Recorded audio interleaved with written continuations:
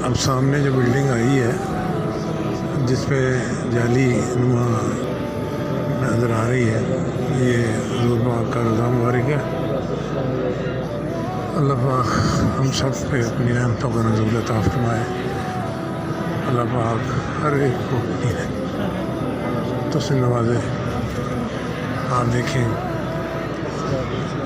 ये जो सामने बिल्डिंग है,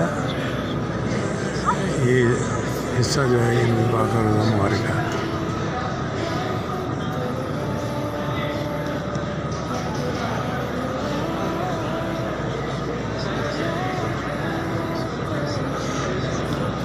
हम अब नबी पाक के रोज़े के करीब से गुज़र रहे हैं। आपने भी जो दुआएं मांगनी हैं आप मांग सकते हैं।